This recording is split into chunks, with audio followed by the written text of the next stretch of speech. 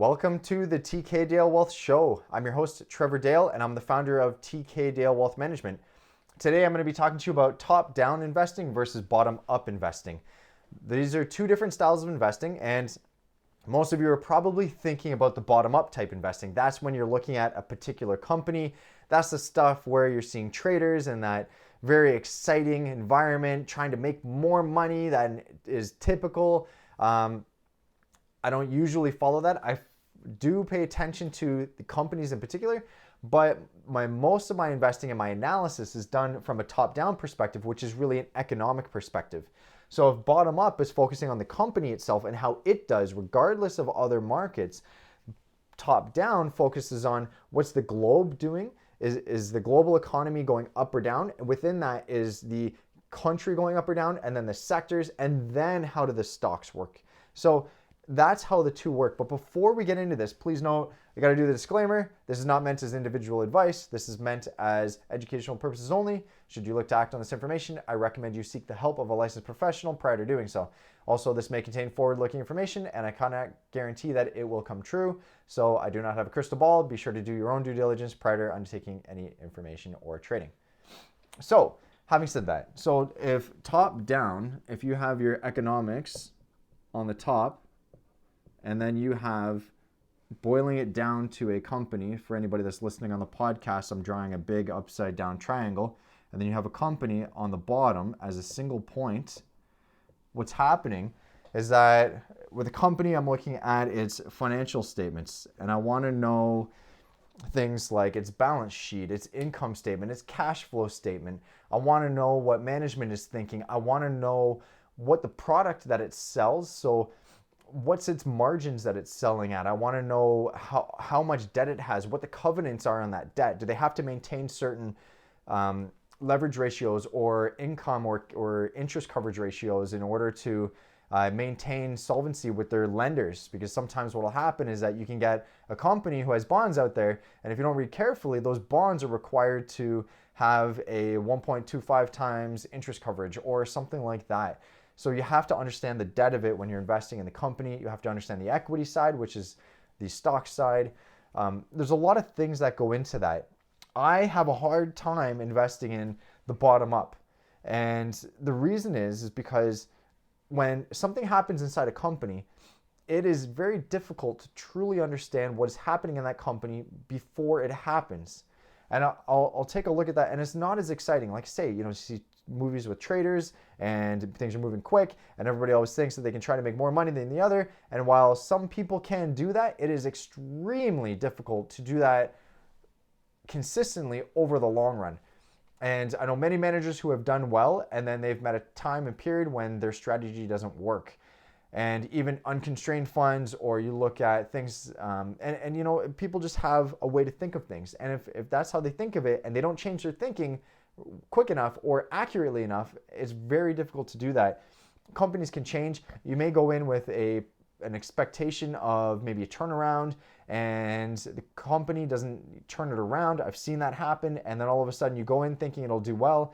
They just can't turn it around, and the price continues to tank, and the price slips away from you. Very frustrating. It's very hard.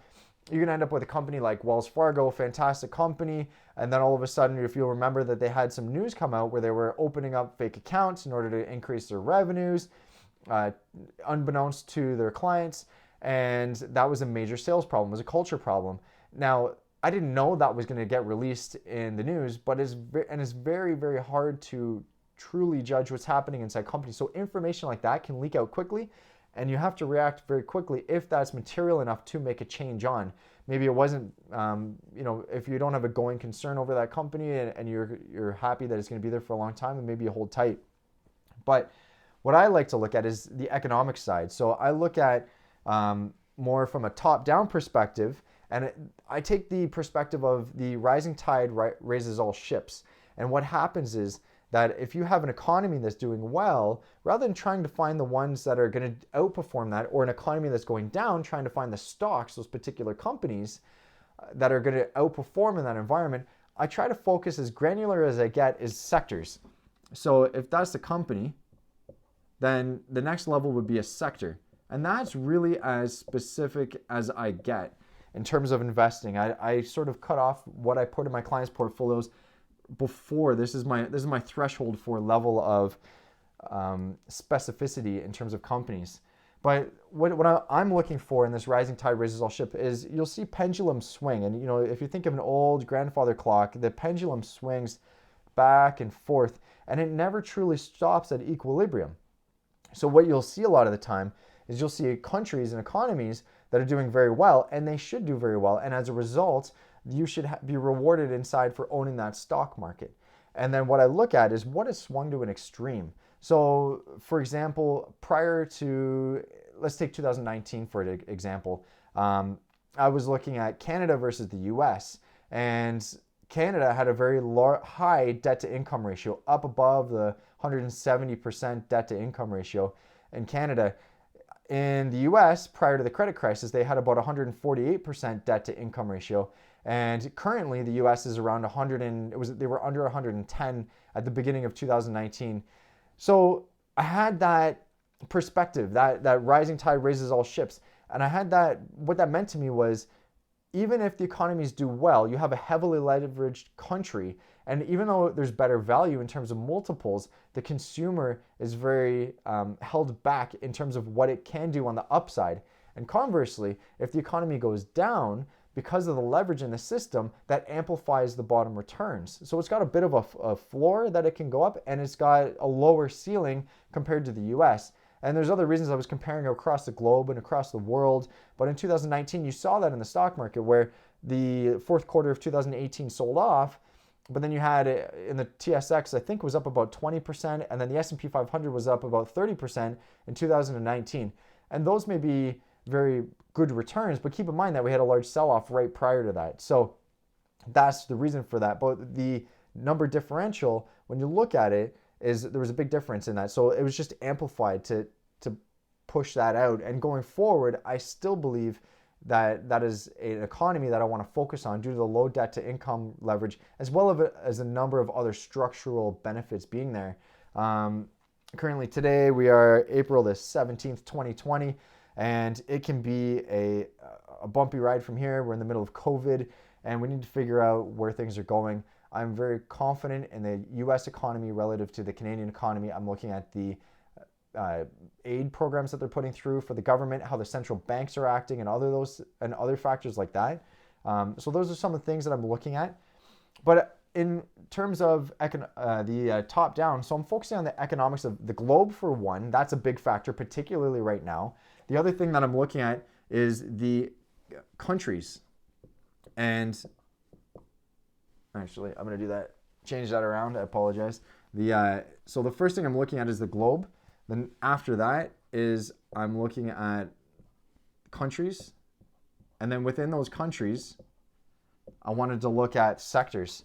And I feel like I have a better understanding of that. So to take an example, when I switched client portfolios at the end of end of February, beginning of March, to be out of the US sector and more into Canadian utilities, so I'm a Canadian portfolio manager, I was looking at, if things continue to go down from here, where are the sectors that are going to be most hard hit, and where are the ones that are going to benefit the most?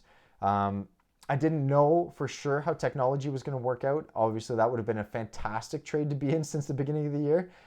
No human is perfect, but I would have liked to have been in there. Utilities in Canada have done fairly well. It has buoyed the position on the way down.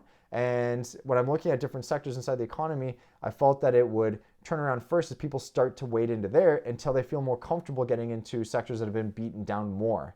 And so I'm looking for the opportunity to head out of my Canadian utilities back into something more growthy, whether it's just the S&P 500 itself, or whether it's more industrials, or there's something else that's been beaten down that I feel that there's a good opportunity in.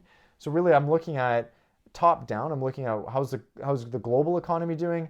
Inside that, which countries have the best runway for the upside and the lowest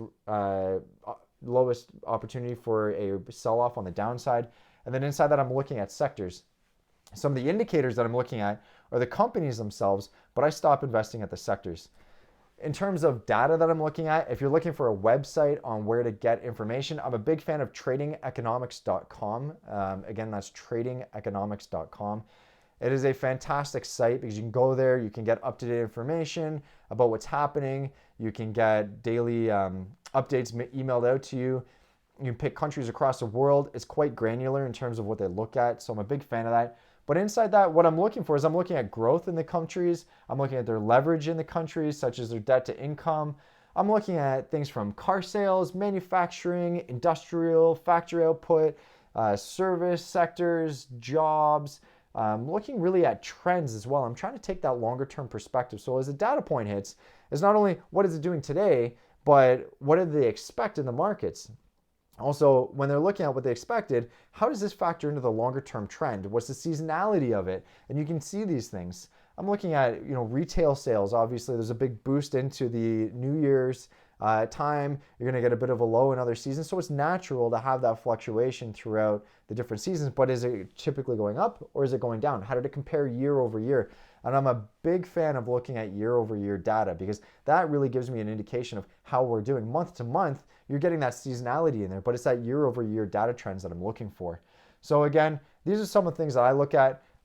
I'm a huge fan of looking at top down versus bottom up, but you can't ignore the companies. That's why I'm still on some earning calls for some companies. I'm still looking at the reports. I try not to look at the news too much. Obviously, today's with COVID, there's so much going on. You have to really understand the news, but I really want to filter out all the news and worry less about opinion. And what I want to do is formulate my own opinions by looking at these data points and the trends that are coming out of it.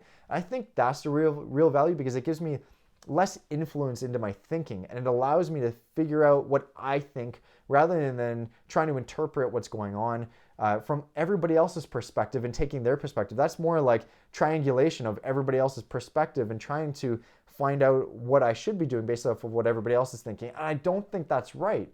I really believe that if I look at it, I can see the trends happening. If I aggregate those trends and put them together, I will have a better opinion and formulation of the markets and where to invest. So I'll have a better idea of how the globe is doing overall when I look at the different countries.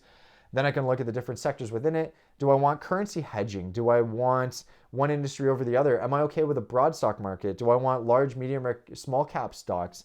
Is there a particular commodity that has swung one way or the other? Is there something in there? What's going into that? What's the makeup of the stock markets within those countries? Obviously, Canada is very resource and financial heavy in our Toronto stock market. The US is a very different makeup in the stock market, in their economy, and as well as across the world as well. You'll see these differentials. Germany is a large exporting base. The US has a very big service, but they also have a fair bit of manufacturing and factories data that's important.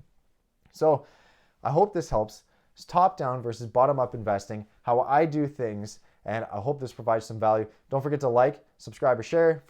Feel free to check out our podcast, and you can always find me at tkdale.com. Thanks for watching, listening, and have a great day.